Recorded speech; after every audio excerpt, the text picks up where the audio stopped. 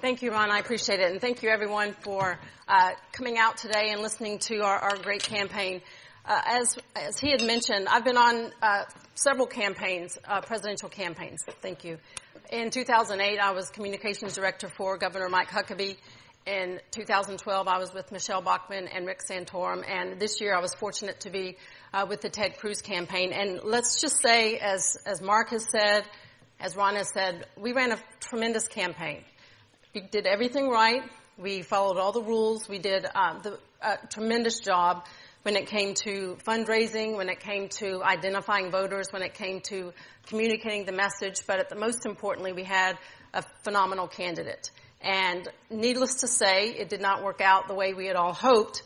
But this is a unique cycle. And as I got up this morning and went down to the area to have breakfast this morning, had some coffee, looked at every German paper laid out in the hotel lobby. All of them had pictures of Donald Trump and what's currently going on in the presidential campaign. So needless to say, what's happening in America is captured the attention of folks across the pond because this is a unique election. And what we will find is that one person years ago captured what I think really exemplifies what's happening in this cycle. Donald Trump, a reality television star, we believe a multimillionaire, billionaire, we don't know. But as he got into this race, I think all of us were of the same mindset. And it is exemplified in a comment that your former German Chancellor Helmut Kohl has said about himself. I've been underestimated for decades. I've done very well that way. That's exactly what happened with Donald Trump. People underestimated him.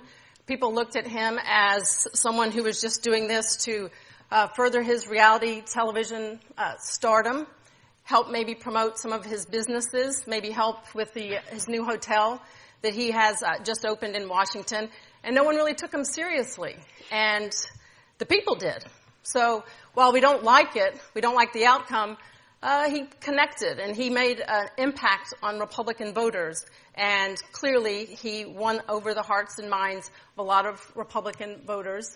Many now, as of the last 40 hours, have a little buyer's remorse. However, he won. And what I think was critical with the Cruz campaign, it was a stellar operation. He first announced at Liberty University, which is a Christian college outside of Virginia, or in Virginia, on March 23rd, 2015. It seems like a lifetime ago. And everyone, Joe, and everyone who's been on campaigns this year, it does feel like quite a long time ago. He announced that Ted announced that he suspending the campaign May 3rd, 2016 of this year in Indiana.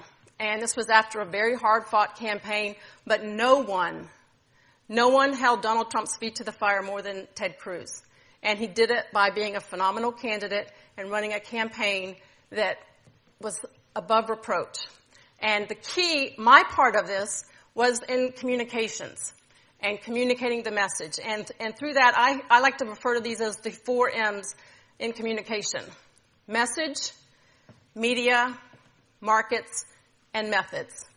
Message, media, markets, and methods. These are key to really setting up a communications plan for a campaign and helping to execute it. And this is a day-to-day priority in the communication shop. And when we look at message, trusted was one of the key components for Ted Cruz. It's something that we branded him with. It's something that we stressed day in and day out. And this clip right here kind of exemplifies the commanding performance Ted did in debates and why he was so well received with the trusted message. And you will see in a debate why he captured the hearts and minds of many voters. And they refer to him, and you'll see in one of the clips, the cruise missile has attacked. And this will kind of take you back a little bit towards the beginning of the campaign when he did a phenomenal job in the debates.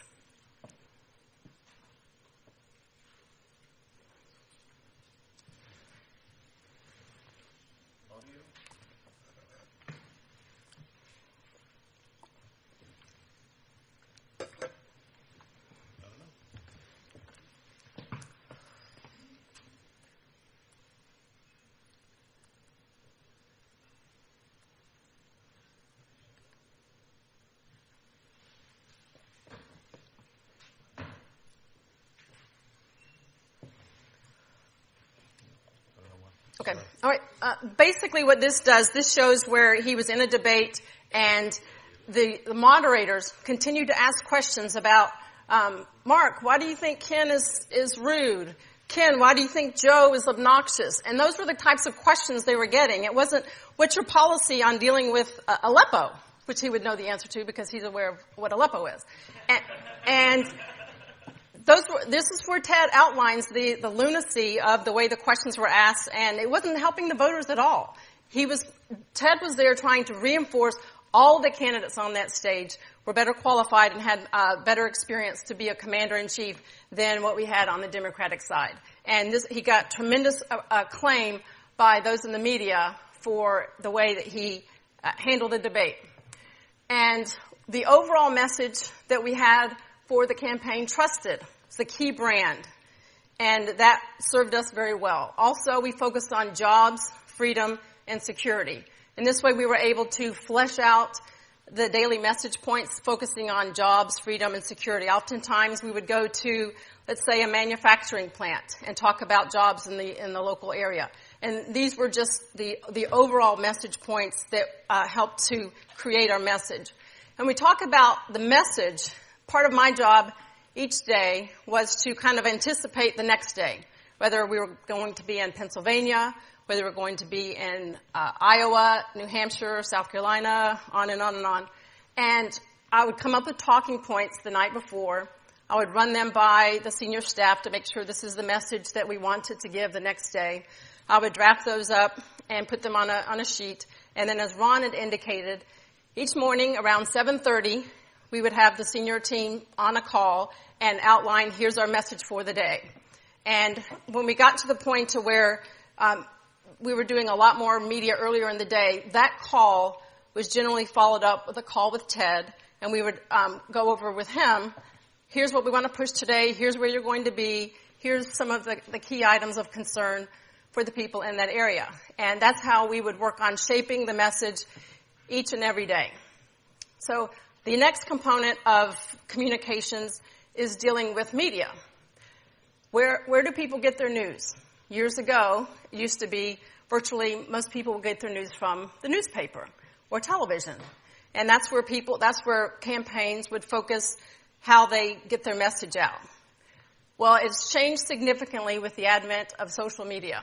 Television, people that pay attention to politics and make their decisions on political candidates, you will see 58% of them get their news from television. And this is obviously 24-hour news cycle of television with CNN, MSNBC, Fox News, and those types of channels. They can get a constant supply of news 24 hours a day. The next number, around 38% of people get their news, so to speak, online. Whether they go to a CNN website, whether they go to a Fox News website, whether they go to the Drudge Report, whether they go to Facebook or Twitter, whatnot, they go online and find different news that generally, the key with this is people go where they get information that is similar to theirs. I wouldn't generally go to the Huffington Post. That's more of a left-leaning news site. I would typically go to another site that has more balanced news content. The next area of media would be radio. 24% of folks get their news from radio. Talk radio, Rush Limbaugh, we have Sean Hannity, Hugh Hewitt, a lot of those shows, especially for those Republicans, those on the right. Talk news radio programs really drive a lot of the news, and we try to get the candidate on these shows as often as possible because the people that listen to these shows share their views and values and want to be constantly fed. In addition to that, when people listen to these talk radio shows, and your candidate's on there, or maybe Ron will be on there, or I will be, it reinforces a message with someone who goes to the grocery store and shares that information with their friends and neighbors. The next is newspaper. It used to be the dominant source of media. Now it's under 20% of people get their news from newspaper, but it's still critical. Each and every one of these are critical pieces of feeding media content. The next is markets, when we look at national versus local. And nationally, here's the way it works. As Mark had mentioned, you try to get as much earned media as you can. My job and Ron's job in the communications is to get earned media, which is free. There are other folks that are out there that do paid media that put ads on the air. Donald Trump, with his ability to charm the media, received over $2 billion worth of free earned media. How did he do that? A lot of it is just by, as Mark mentioned, his plane would fly in, live coverage of the plane. He does a speech, live coverage of the speech. His plane flies out, live coverage of the plane. There were days where Ted would be at an event speaking to actual people, like in a room like this, speaking with actual people, and wouldn't get covered. And there would be a Donald Trump event. He's not at the event. And they would show just shots of the podium empty. Oh, Donald Trump will be here shortly. Stand by. And that's how you get $2 billion worth of free earned media. And typically, there's just nothing you can do about that. That's just the way it is. He would often also have the ability to call in on these morning shows and do, as they call, a phoner. Whereas, we could oftentimes, trying to get on these shows, we could fly Ted to New York City and have him sit in Bill O'Reilly's lap and would have a difficult time getting him on shows at times. But that's the difference in presidential candidates who are running for office, that are politicians or elected officials, or doing this for all the right reasons, and someone who is a reality television star. And the bottom line is, ratings drive a lot of the news content. And if they know more people will watch any coverage of Donald Trump, he's going to get more airtime. And that's the reality of it. When it comes to, do we want to focus our attention on national media or local? National, obviously there's a lot of eyeballs on the national news, but at the same time, they're more critical. They are more competitive with each other. They tend to, our message could be about, we could go to Detroit and deliver, here's how you save the auto industry, and lay out a point-by-point plan on how we can save the auto industry. And the national media would say, yes, but 20 years ago you said this, to explain why you said that. And it's because they're more competitive, they're more cutthroat. Our focus, in my view, if I had my choice on a presidential campaign, local coverage is the way to go. And Mark touched on this. All politics is local. Former Speaker of the House, Tip O'Neill, coined this phrase, and it's true. You're running for President of the United States, but if you're in South Carolina or if you're in New Hampshire or Iowa, they want you to talk about South Carolina. They want you to talk about Iowa. They want you to go to the Iowa State Fair. They want you to go see the butter cow and eat a pork chop on a stick. That's what you do. And from a communication standpoint, local media is great. They don't always get these presidential candidates coming in their town, so it's kind of a treat for them. I was a local news reporter for many years, and when presidential candidates would come in, it was great, especially if we had the opportunity to talk with them. Generally, with a local news story, you have your opportunity to outline your talking points, to get introduced to a crowd of people that haven't heard you before or haven't had the opportunity to meet with you, and they may not have had the opportunity to come out to your event and see you speak. So it's a great way to get ingratiated with the local media. And generally, a lot of people will decide on who they want to vote for based on their local news. People that their kids go to your kids' school, they may go to your church, they shop at the same grocery store, so they're a little bit more trustworthy than some of these folks we see on the national news. And often, when you're in a local town, you will do something that's local. In Iowa, you go to the state fair, as I said, do a pork chop on a stick. In Philadelphia, you eat a Philly cheesesteak. You do something that is local that people understand, that makes it kind of fun and kind of breaks up the monotony of the campaign. Well, I'm going to show you a clip of a local news story. Hopefully we can hear it. That is a perfect example of local news coverage at its finest.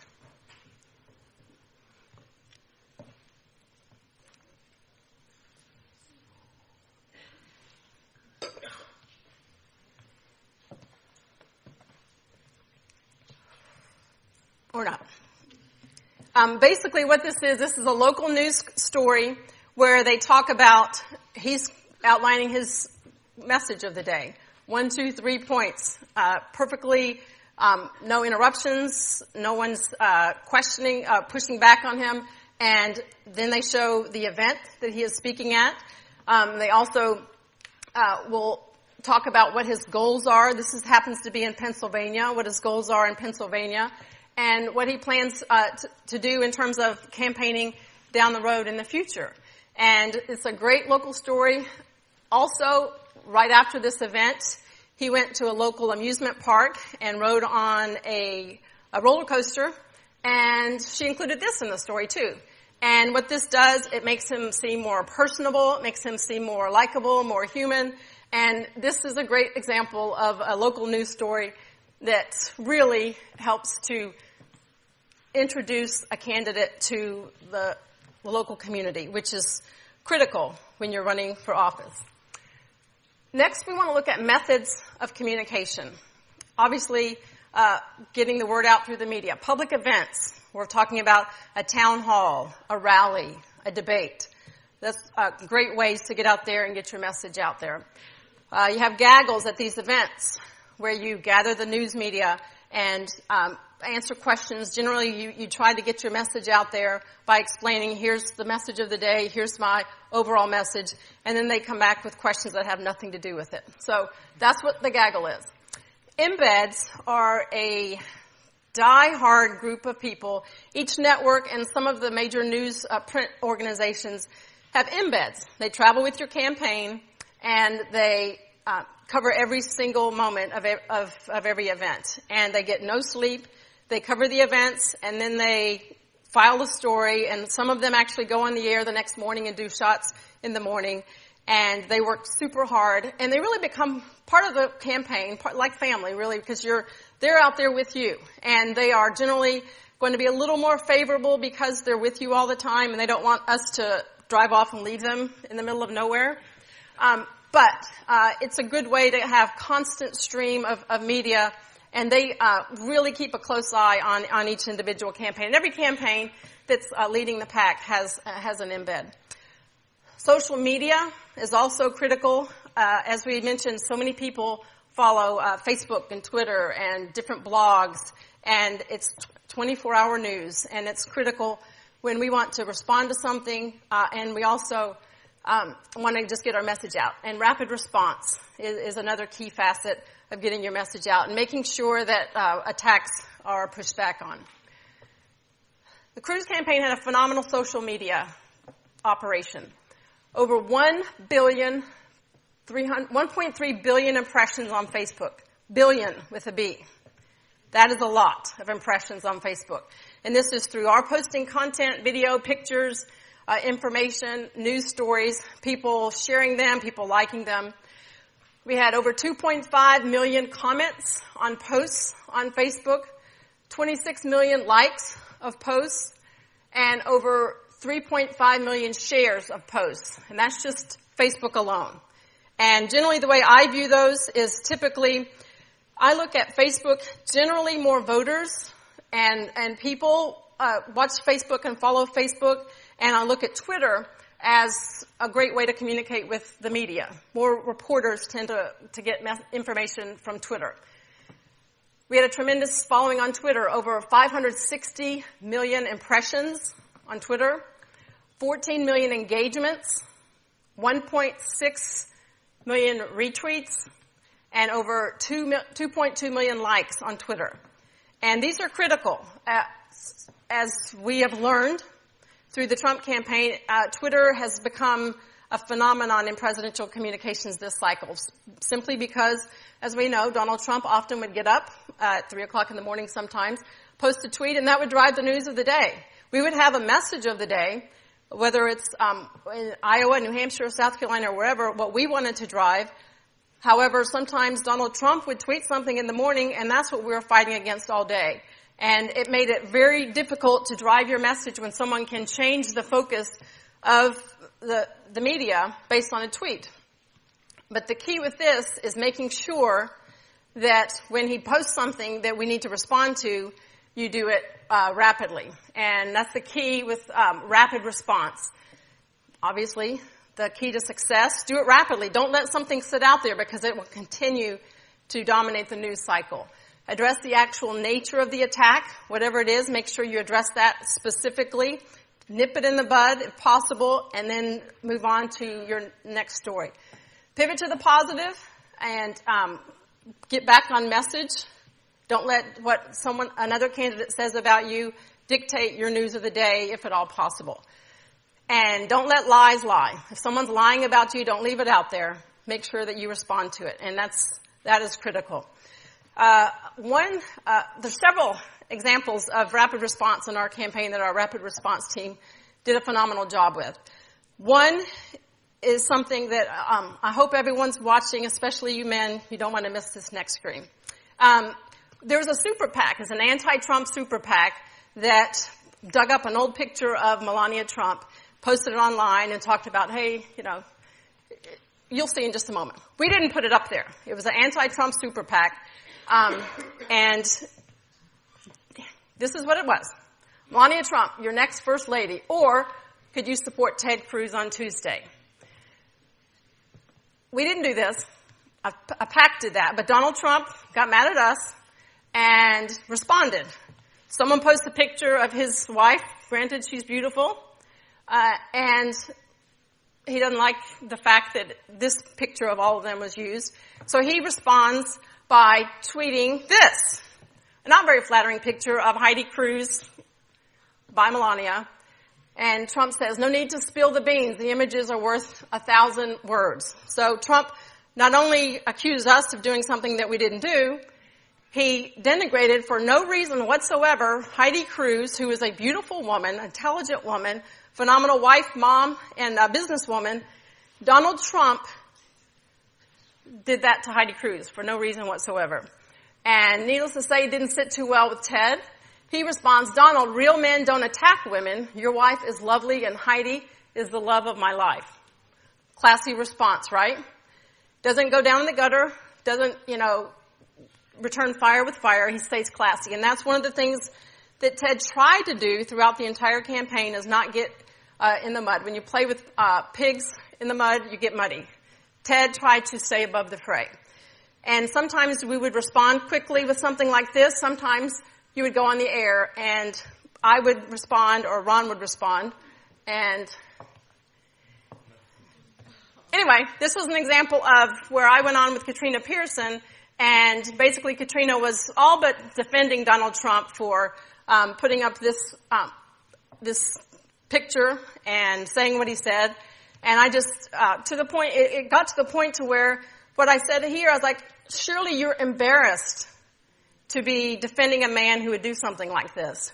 And to be honest, we could replay this same interview today about what's going on with the Trump campaign. Another example of a rapid response was a little earlier in the campaign, where Donald Trump went on yet another birther rant and said Ted Cruz was born in Canada, was a Canadian citizen until 15 months ago. Lawsuits have been filed with more to follow. I told you so.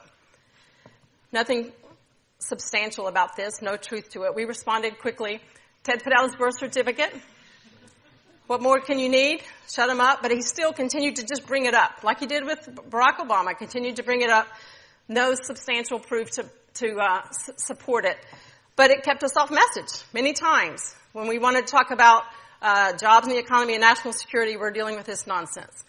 And also, one thing that Ted did responding to that was he tweeted something about Donald Trump jumping the shark, basically kind of getting ahead of himself with saying that Ted isn't qualified to run for president based on his citizenship, which is not true. Another ludicrous charge that we had to respond to was a story posted in the National Enquirer by about Ted Cruz's father linked to the JFK assassination. And obviously not true, no basis on reality whatsoever. However, it didn't stop Donald Trump from weighing in on that.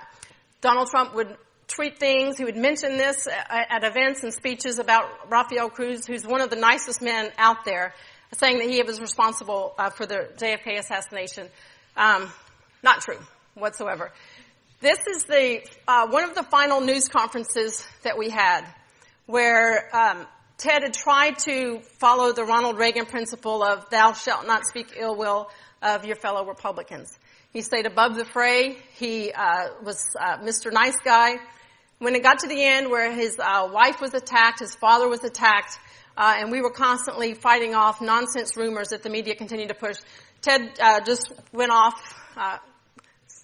saying exactly what he felt, that, you know, there were lies, it's not truth, and he really pushed back. In this clip that I wish, anyway, you can just imagine. It was at the end of the campaign. It was close to where we were wrapping up the campaign, and he said exactly what he felt. And probably safe to say that that was never a more true press conference was stated then. But in closing here, the key message is that, look, we had a phenomenal campaign. We had a great candidate, great message, great fundraising, great ads, great strategy. But at the end of the day, this is a unique cycle.